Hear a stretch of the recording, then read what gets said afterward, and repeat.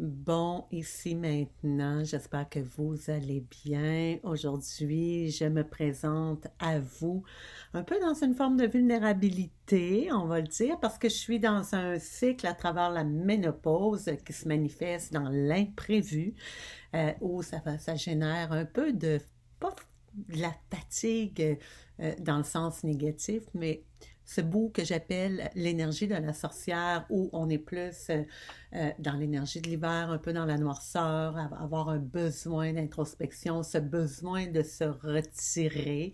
J'en ai parlé un peu en résumé des cycles dans l'épisode 3. Donc voilà, on va revenir avec la sorcière en début d'hiver.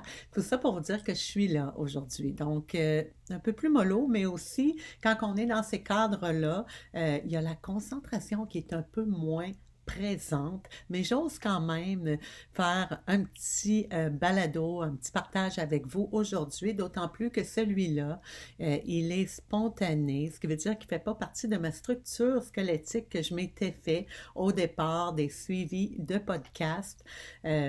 Parce que c'est comme ça, j'ai toujours été de même. Il y a plein de choses qui sont en transformation. On peut prévoir, on peut planifier, mais la vie nous amène des fois des imprévus qui font que il va y avoir des choses qui vont se placer de façon spontanée lorsque notre capacité d'adaptation a été éveillée. Donc, éveillé. Ce qu'on voit moins aujourd'hui, on va se le dire, parce que la capacité d'adaptation, on est plus dans le mode protection, protéger pour assurer qu'il n'y a pas de souffrance, que tout va bien, que je suis à mon meilleur. Et ça, ben, ça a l'effet, oui, d'avoir des espaces de bien-être, mais en même temps, ça va avoir l'effet d'endormir notre capacité d'adaptation. De là, quand il arrive des choses, il va peut-être avoir plus d'anxiété, d'angoisse, de panique. Il y a tout le temps cette fameuse peur qui va s'éveiller parce que c'était pas prévu à l'horaire. Donc, bref, le sujet étant pas ça aujourd'hui, mais ça fait partie de ce que je vous partage. Aujourd'hui, mon partage est vraiment un élan du cœur. Ça m'est apparu comme la vie, elle est bonne avec moi à travers mes propres leçons. C'est le syndrome du sauveur. Ça m'est apparu comme une très, très grande libération, je vous dirais, cette semaine, dans la part conscience, je vais dire. J'explique un peu l'histoire des dernières années. Bon, vous avez suivi, si vous avez écouté l'épisode 1, vous avez entendu mon histoire globale. Et il y a aussi la partie de la clandestine à la naturologue où je vous parle des 10 dernières années. Et là, je suis plus dans je vais être plus prêt encore dans le ici maintenant. Je vais vous parler des 2 dernières années en conciliant avec les 10 dernières années pour vous parler du syndrome du sauveur. Pourquoi que je vous amène ça en entrée de jeu? J'entends beaucoup depuis COVID et peut-être même avant, mais là c'est flagrant depuis quelque temps, d'où vous allez comprendre pourquoi je vous dis ça, cette partie-là, parce que dans les 2 dernières années, ça m'a amené à ce que je vais vous présenter. Euh, je vois énormément de gens, plus que jamais, vous le voyez peut-être aussi, et c'est scientifique, c'est partagé à travers les chiffres et les sondages, qu'il y a beaucoup de plus en plus de détresse et de plus en plus de souffrance à travers les gens, que ce soit jeunes ou adultes. Et étrangement, il y a de plus en plus de gens qui offrent des services d'accompagnement et des services d'aide pour, à quelque part, je vais t'aider à retrouver, à te sauver finalement pour que tu puisses accéder à un chemin, un espace de paix peut-être. Hein? Et voilà. On en voit de plus en plus, mais il y a de plus en plus de détresse. Et ça m'a amené vraiment, ces temps-ci, en partageant avec des gens plus près de moi, que je connais un peu plus, qui me parlaient de ce désir, puis je le sais que l'intention vient vraiment du cœur, d'aider les autres. Mais que je voyais aussi que, à travers ça, il y avait un besoin aussi de continuer à se guérir soi-même. Et à travers tout ça, finalement, ça m'a placé un beau miroir, un beau reflet de tout ce que j'ai pu faire dans les 10 dernières années. Et c'est là que je vous explique. En fait, v'là 10 ans, il est arrivé ce qui est arrivé, j'ai tout perdu. Je vais dire que j'ai été dépouillée dans la matière de tout ce que j'avais construit au niveau physique, au niveau matériel, dans ma vie, tout ce qui m'identifiait à ce que j'étais dans la forme physique, matérielle, personnalité, statut et tout. Donc, j'ai été dépouillée de tout ça. Si vous ne connaissez pas l'histoire, c'est l'épisode 1, je ne la raconterai pas à nouveau. Et je me suis ramassée vraiment dans l'inconnu et surtout dans une souffrance, une très grande souffrance, une très grande détresse. Et dans cette détresse-là, j'ai pas eu le choix de me retirer. Il y avait une certaine forme de l'ego qui avait honte, il y avait la peur de faire face aux gens et tout. Donc, je me suis retirée. Et j'ai vécu cette souffrance, cette détresse, je vous dirais, plus souvent qu'autrement retirée.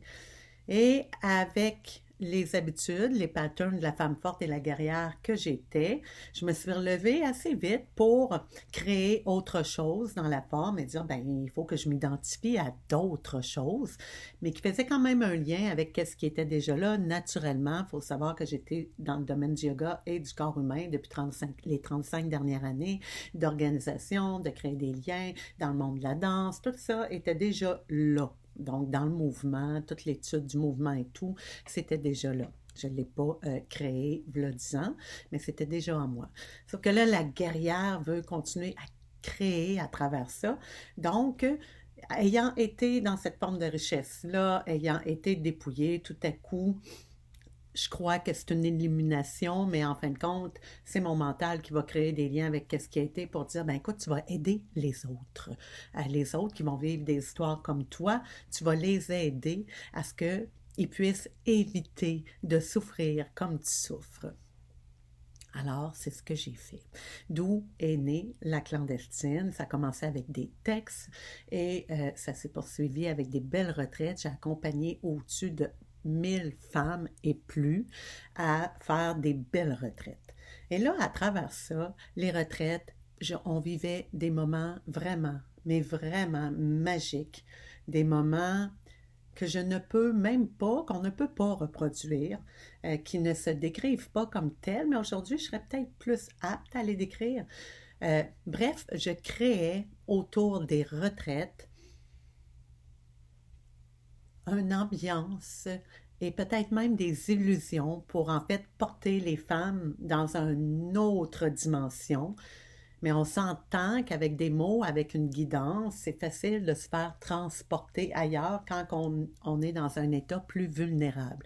Donc, les femmes qui venaient à des retraites se mettaient complètement à nu pour l'espace d'un week-end et accueillaient qu'est-ce que j'avais à leur offrir et à leur transmettre. C'était merveilleux, c'était vraiment beau, je ne regrette absolument rien de ça, j'ai accompagné du mieux que je pouvais. Mais dans mon fond intérieur, je voulais aider ces femmes-là. Et de voir tout ce qui se transformait au cours du week-end chez chacune des femmes et les mots et les partages qu'elles avaient, c'était pour moi très, très, très nourrissant. Et là, je vous explique ce qui faisait que quand je sortais d'une retraite, j'étais dans des feux d'artifice, des wow, sur un gros shoot d'adrénaline pendant quelques jours.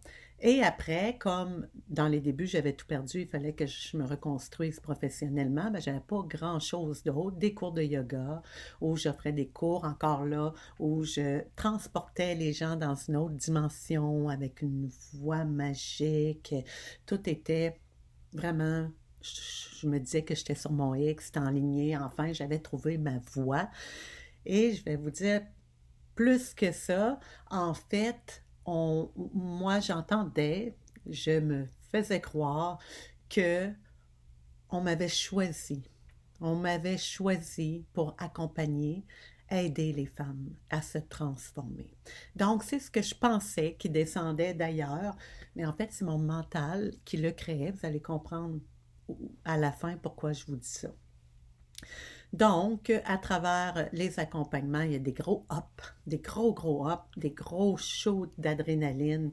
Je suis nourrie, puis après, il ne se passe plus rien. Puis là, ça allait jusqu'à la prochaine retraite où des fois, j'avais des gros downs parce que là, j'ai dit, non, il n'y a plus de suite. Les femmes m'ont dit qu'ils reviendraient me voir, qu'on se reverrait. Pourquoi ils ne viennent pas me voir dans mes autres services ou quoi que ce soit. Donc là, je me sentais comme un peu rejetée à travers ça. Et là, arrivait une autre retraite et wow, tout recommençait. Donc, c'était un pattern qui était continuel. Je faisais 6 à 8 retraites par année. Donc, ça m'a nourri pendant des années. À dire que je me suis guérie à travers ça, en fait, vous comprendrez que j'ai accompagné tout au long des femmes en étant moi-même blessée. Est-ce que ça a eu un impact sur les femmes que j'ai accompagnées? Je ne crois pas, parce que je crois qu'ils ont eu de belles expériences avec ce qui leur a été transmis. Est-ce que ça leur a donné le goût de poursuivre avec moi quoi que ce soit? Je ne le sais pas. Il y en a qui sont encore là, il y en a qui ne sont plus là, il y en a que j'ai jamais revus et c'est pas important. Maintenant, ça ne l'est pas. Pendant longtemps, je me disais, ben, écoute, elles vont revenir, je vais les revoir parce qu'elles me l'ont dit. Puis, à quelque part, quand il ne se passait rien, ben, il y avait ce mouvement de, encore une fois, ce rejet-là. Donc, à quelque part, est-ce que je me guérissais à travers, on parle de la source de qu'est-ce qui est arrivé, là, 10 ans, je ne me guérissais pas.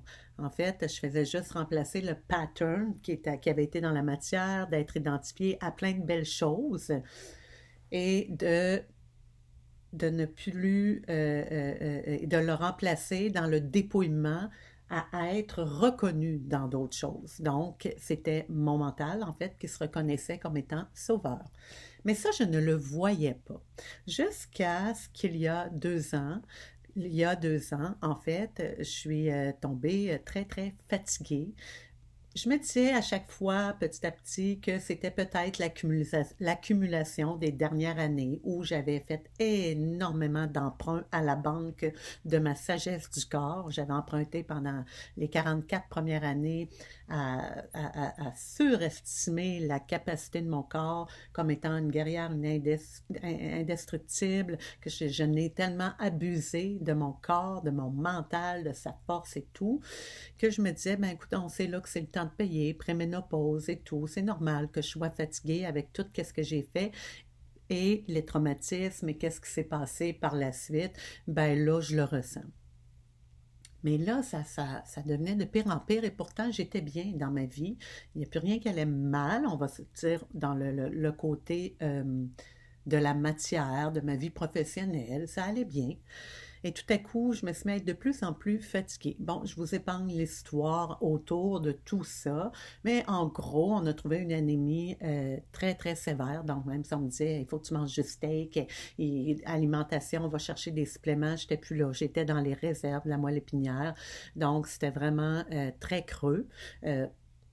Paraîtrait-il que j'aurais dû être alitée et je continuais à essayer d'avancer quand même dans l'accompagnement encore à travers des consultations.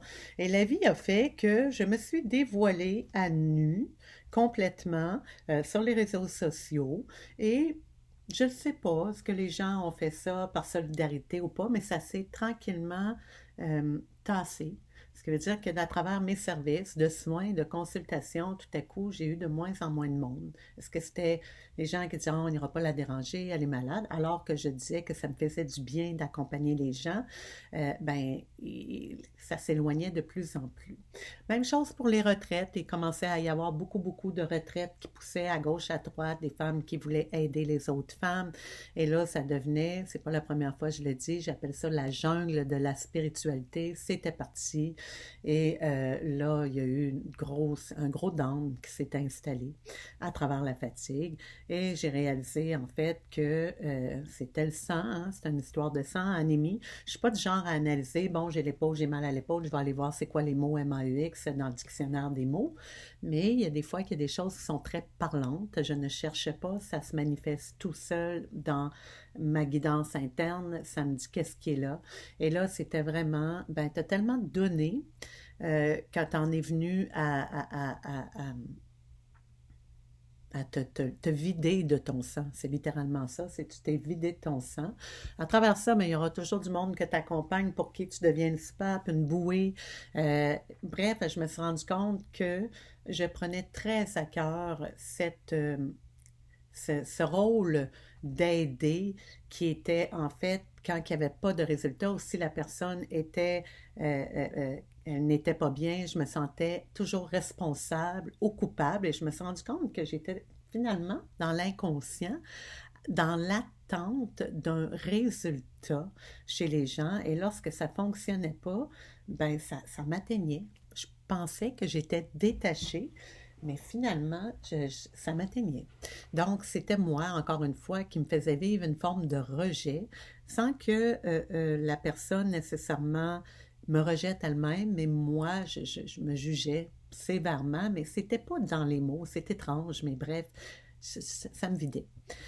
Donc, je me rends compte de ça il y a 2 ans et l'automne dernier, je décide de prendre du recul en regardant toute la jungle qui m'éveille beaucoup d'agressivité, de colère, de frustration, à regarder plein de gens qui, selon moi, n'étaient pas aptes à accompagner ou à aider puisqu'elle n'était pas ou il n'était pas guéri ou quelqu'un qui avait juste pris des cours de développement personnel tout à coup devenait un grand guérisseur ou peu importe, j'embarquerai pas là-dedans, mais on le sait, là, il y en a tellement qui peut avoir des formes de charlatans, hein, comme il y en a toujours eu, des attrapes, des pièges. Donc, je me recule, je prends du recul et je me dis assurément que je ne veux pas être identifiée à ça. Donc, je me recule et je laisse tomber les retraites. C'était quand même mon très gros bébé des dernières années qui m'a nourri énormément, une autre forme de détachement. C'est comme si je laissais aller, après mes 3 enfants, je laissais aller un 4e bébé qui était les retraites. Et beaucoup de femmes à travers ça que je laissais aller par la force des choses. Et je retourne sur le plancher de base, donner des cours de yoga. Je m'étais dit plus jamais parce que je suis rendue plus loin que ça. Donc, il y avait de l'ego qui parlait là-dedans. Je pense que j'avais besoin carrément de reprendre contact avec mon humilité que j'avais laissée un peu de côté en pensant que non, j'étais dans l'humilité, mais il y avait cet ego qui était là et qui voulait vraiment de façon plus subtile que les autres années puisque j'étais plus dans la matière, dans le paraître et j'étais plus dans l'être, ben l'ego a quand même fait sa place de façon subtile pour continuer à faire ces petits pièges à quelque part. Donc, qu'est-ce qui me fait voir à partir de là que je suis dans l'ego versus que je suis dans le cœur? La dernière année, en prenant du recul, bien, j'ai fait d'autres choses pour gagner ma vie que je n'ai pas envie de nommer nécessairement, mais qui auraient pu être vraiment jugées. C'est pas dans l'illégalité non plus, là. Puis peu importe si ça l'aurait été. Mais je me suis juste retirée, je voulais pas être vue, donc je faisais des choses plus cachées à quelque part, seule avec moi-même, puis je déposais. Et ce qui se plaçait de plus en plus, je me rappelle que mon conjoint, à un moment donné, m'a demandé, mais qu'est-ce que tu veux? Qu'est-ce que tu veux faire? Puis tout ce qui venait, j'ai dit, je ne sais plus. J'ai peine à croire que toutes ces années de connaissances que je porte en moi sur l'humain, sur le mouvement, sur la santé globale, sur l'holistique, que ça ne servira plus à rien. J'ai peine à y croire, mais peut-être que j'ai un deuil à faire là-dessus. Je ne le sais pas ce que je veux, mais ce que je sens au plus profond de moi-même, c'est que j'ai un énorme besoin de paix. Et c'est ça qui se place. C'est un énorme besoin de paix. Et là, ça fait, en nommant ça, dans les jours qui viennent, ça se dépose, ça fait, mais mon Dieu, c'est donc bien pas compliqué, je veux la paix. Et là, plus j'avance, plus les choses se placent à travers mes actions. C'est la paix qui s'installe comme jamais je ne l'ai connue. Et je ne cherche pas de solution, je ne prends pas de cours, je ne prends pas de formation, je ne fais pas de rituel pour pouvoir essayer d'appeler la paix. Elle est déjà là en moi et ça, je le savais déjà. Parce que je dois quand même faire une parenthèse sur les 8 dernières années avant ça. Qu'est-ce que j'ai fait? Il y a quelque chose qui est certain que j'ai fait, c'est que je me suis retirée à plusieurs reprises. Je ne me laissais pas influencer et les fois où j'ai voulu être accompagnée et que ça ne résonnait pas, je me tassais littéralement. Et c'était pas... ça aurait pu être une forme d'isolement, mais ça a été vraiment des retraits nécessaires. J'ai beaucoup fait affaire avec mes parts d'ombre. J'ai été voir mes parts d'ombre, j'ai appris à les connaître, j'ai appris à les aimer, j'apprends encore à les aimer pour certaines parce qu'il y en a beaucoup. Et ça, je l'ai fait. Et je l'ai fait vraiment tout seul, sans accompagnement. Pourquoi je vous dis ça? Parce que dans l'accompagnement, des fois, il peut avoir une forme d'influence. On nous fait passer par des chemins, des fois, qui sont peut-être pas notre chemin. Ça fait peut-être pas partie de ce qu'on a à vivre, en fait. Peut-être qu'on veut nous faire passer par des chemins pour éviter la souffrance, alors que la souffrance, ça fait partie du cheminement, même si on veut pas l'entendre. Des formes de dépression, ça fait partie du cheminement. Baisser la pression, ça va être un sujet qui vient, ça va être le prochain, la dépression.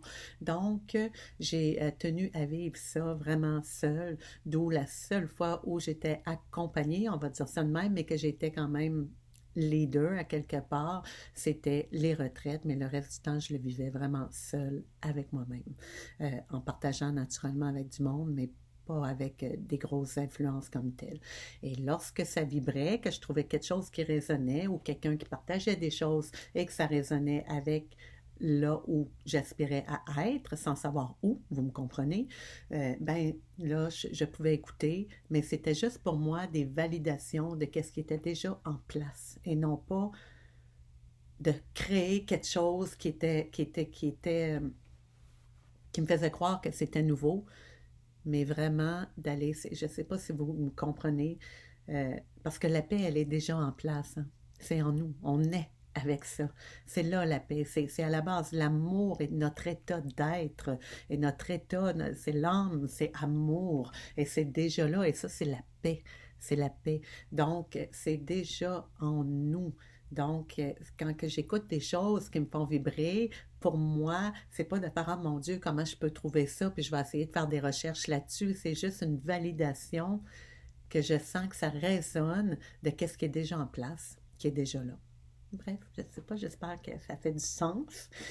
Et voilà, les 8 dernières années, j'ai été vraiment dans ce cheminement-là, à ne pas me laisser influencer ou quand je voyais des fois que je sortais un peu ou pas de sortir plutôt, je vais plutôt dire que je suivais des masses.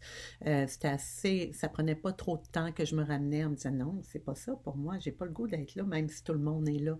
Donc, c'est pas la première fois qu'on le dit, on l'a vu dans des livres que j'ai lus là 20 ans, le pouvoir du moment présent, les chemins, comme tu prends un chemin, puis souvent tu vas être isolé. On est encore là-dedans plusieurs années plus tard. Quand on décide de vraiment marcher vers notre propre chemin, notre propre guidance, bien, assurément, il n'y a pas grand monde là. Il n'y a pas grand monde là. Donc, c'est pas la masse. On ne suit pas de masse. On suit notre propre guidance. Et est-ce que ça veut dire que je vais être coupée des autres? Non. Non, non. Je vais être mieux avec les autres. Je vais pouvoir interagir de façon plus saine, plus équilibrée, plus calme, plus paisible, plus amour.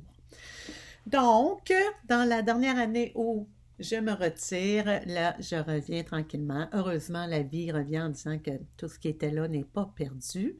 C'est juste que ça va se transformer. Et là, sur le coup, ça va se transformer. Ce qui me vient, parce que le mental est toujours là pareil, et ce qui se place à travers l'heureux mariage de mon âme et de mon corps et de mon esprit, c'est de changer l'image. La clandestine doit mourir, la naturologue va prendre place, et là, je vais créer dans le monde physique autour de la naturologue et de laisser partir la clandestine. Puis finalement, arrive cet automne où je prends mes récoltes. Il y a plein de choses qui étaient planifiées à travers ce que j'avais semé. Puis il y a des légumes là-dedans, que c'est l'image des légumes pourris, qu'on fait, ah ben coudonc, ça n'a pas donné forme à quoi que ce soit. Et je continue mon cheminement. Donc moi maintenant, là, je parle plus de, ah, puis il y en a qui me demandent, comment ça va tes projets? C'est drôle, comment ça va tes projets? Je souris parce que comme ça va super bien. Mais c'est de quoi tu parles? Parce qu'en automne, j'ai annoncé plein d'affaires qui ont finalement peut-être pas pris forme, soit encore ou peut-être pas du tout. Mais mes projets vont super bien parce que ça devait être ça. C'est ça qui devait arriver pour que certains projets, pour moi, ça va bien. Bref, je ne sais pas si vous me suivez. Donc, j'ai enlevé cette partie-là je voyais que l'automne arrivait, puis que certains projets ne fonctionnaient pas, ceux qui étaient à l'horaire, peu importe, puis que ça a fait, mais mes projets vont très bien parce que ça laissait place à autre chose. Donc là, je sentais de plus en plus la paix à travers le mouvement imprévu. Là, on était vraiment dans la pratique, dans le réel. Et de plus en plus, à travers tout ça, il y a une belle abondance, un bel équilibre. J'ai pas rien à prouver. Je partage à travers mes podcasts. Il y a beaucoup de monde qui me dit c'est drôle à travers. Je reçois des commentaires de toutes sortes. Linda, enfin, je sais pas, c'était beau, t'étais assumé, mais là on te sent, il y a quelque chose de plus, t'es libéré. Bref, plein de beaux commentaires que j'accueille. Puis oui, je le sens moi aussi, mais pas plus que ça. J'ai pas de mots à mettre, j'ai pas rien à expliquer. Un autre qui me dit c'est drôle, on dirait que avant, tu avais quelque chose à nous vendre, puis là, effectivement, je fais c'est vrai, mais pourtant, je suis encore là, j'ai encore des services à vendre, j'offre encore des choses, mais effectivement, quand je partage, je ne partage plus dans cette forme-là, et je le fais juste pour, j'ai le goût de vous partager, puis ceux qui écoutent, puis que ça résonne, tant mieux, puis le reste, j'ai pas aucune attente. Et j'ai surtout pu cette intention qui était basée à la base de l'ego qui résonne, qui me faisait croire que je voulais aider les autres. Et ça s'est placé dans la dernière semaine. Je ne comprenais pas pourquoi j'étais tant en paix avec tout ce qui se plaçait, puis que là, l'abondance venait de façon équilibrée, pas trop, puis pas de manque, c'est juste, j'ai envie de dire quasiment parfait. Et, euh, et là, dans la dernière semaine, je parle à du monde, puis dans les derniers mois, puis j'entends beaucoup encore des gens me dire je veux aider, je veux aider les femmes, ou je veux aider, puis là, aider, puis euh, et ça fait juste dans ma tête, c'est même pas du jugement, c'était un reflet en fait de mon propre miroir qui faisait mais est-ce que c'est prétentieux de dire que je peux aider, transformer les autres? Et que là, j'ai vu toute mon histoire en arrière faire mon Dieu, que je sais que je pouvais transformer. Oui, j'accompagne, mais encore accompagner. J'ai eu peur des mots dans les dernières années, justement, parce que je trouvais que c'était fragile. Qui suis-je pour aider, pour sauver? Euh, euh, c'est juste des mots, vous allez dire, mais moi, ça va au-delà des mots présentement. Je réalise que c'est une grosse charge. C'est une grosse charge qu'on porte quand on s'en va dans ce domaine de, d'accompagnement et d'aider les autres. Et même si on se dit détaché, sachez-le, ça fait des gros up and down, puis ça peut être même très toxique si on ne se protège pas. Surtout, c'est même pas, je voyais une magnifique cliente qui arrivait, ben ça m'arrive souvent, je fais des soins de 3 heures, puis des fois j'en fais 2 de fil, puis je suis encore toute souriante, toute wow, puis le monde fait t'es pas fatiguée, mais ça n'a pas d'allure, comment t'es généreuse, tout ce que tu fais pendant ton soin, parce que je touche tout le long. Puis je fais non, non, alors tu dois te protéger. C'est quoi protéger? Pendant longtemps, j'ai entendu des rituels pour se protéger et tout. En fait, je m'habite, je suis présente, je suis bien ancrée. Et en étant bien ancrée, je suis protégée par la force des choses parce que je ne suis pas après, justement, vouloir sauver l'autre comme je l'ai fait avant. Et c'est ce que je faisais avant. Quand quelqu'un s'installait sur une table ou qui venait me voir pour une consultation, mon seul désir que j'avais, c'était de la sauver. Même si ce n'était pas les mots que j'utilisais, je voulais assurément qu'elle ressorte légère, puis que je change de quoi dans sa vie, puis qu'elle me le dise, puis que je le sente. Et quelle libération maintenant de ne plus avoir à vivre ça. Je ne m'en ai pas rendu compte. J'ai pas fait de rituel, quoi que ce soit pour me protéger. J'ai tout simplement demeuré dans la conscience. Et la dernière année où j'ai pris du recul, j'ai libéré et c'est la paix qui s'est installée comme je l'ai senti qui était le besoin et dans le processus, sans chercher à quoi que ce soit, à travers encore des choses imprévues, des petites déceptions, oui, parce qu'il y en aura quand même à être dans la paix. Ça ne veut pas dire que des fois, il n'y a pas une colère juste qui s'éveille, il y a des choses qui ont besoin d'être nommées, mais après, c'est dit, c'est nommé, je passe à autre chose, je suis bien, je retourne me connecter, je suis connectée à ma source, mon âme, et là, c'est amour et paix. Je me le donne à moi, même si l'autre ne le veut pas, même si l'autre a une intention de sabotage envers moi-même. Ma protection, c'est que moi, je m'en vais me connecter à ma paix, à mon amour. Donc, c'est ce qui s'est placé. Euh, cette semaine, c'était vraiment, mon Dieu, je suis plus là, je suis plus là.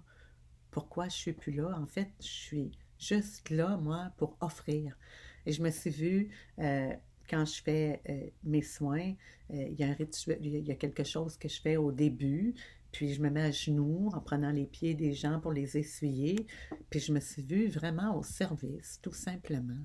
Je suis au service quand je suis là. Je partage, j'offre des choses, mais je n'ai aucune prétention de pouvoir vous sauver, vous aider, vous transformer. Mon désir est de vous offrir des espaces de bien-être pour venir peut-être alléger qu'est-ce qui est là, toutes les grosses histoires du mental, les mots MAUX, ça, c'est dans la réalité. Je peux aider à ça l'espace d'un moment, mais est-ce que je peux aller vous sauver à la source? Non, vous êtes les seuls à pouvoir le faire. Et ça s'appelle prendre nos responsabilités. Et ce que j'entends à travers tout ça, ce qui s'est placé vraiment pour mettre des mots dessus hier avec tout ce cheminement-là, ça a juste fait. Mais il fallait que je sois guérie, moi. Il fallait que je ferme mes plaies qui étaient ouvertes, que je me décharge de tout ce qui était chargé à travers les émotions des dernières années pour pouvoir vraiment continuer à accompagner, mais dans une autre forme. Donc, pour certains, ce que je veux en venir à dire, il y en a qui font la naturologue, changer d'image, de nom, de logo, puis finalement, c'est la même affaire, me semble qu'elle parle des mêmes choses, ou peu importe. Non, dans le fond, et ça, il y en a qui le sentent déjà à travers mes partages, ben là, l'intention n'est plus la même. En fait, la seule intention qui soit, c'est de demeurer pour moi-même en paix. Et si je suis là-dedans, dans la paix, dans l'amour, ce que je vais partager va être puisé à partir de là. Le reste, c'est pas important. Le reste, c'est pas important. Donc, je pense que là-dedans, il y a déjà beaucoup amour, paix. Puis, le reste des résultats, ben, ça appartient à chacun de nous. Ceux qui écoutent, ceux qui n'écoutent pas, peu importe. Bref, je n'ai plus aucunement cette charge, cette responsabilité, cette lourdeur que je m'étais infligée à vouloir aider, à vouloir sauver, à vouloir transformer. Je ne fais que servir, offrir des espaces de bien-être, de mieux-être et mettre en lumière des connaissances que j'ai sur peut-être des questionnements que vous avez à travers votre magnifique fonctionnement de votre corps, de ce beau mariage du corps, de l'esprit et de l'âme, un ménage à trois. C'est un autre podcast qui va venir très bientôt.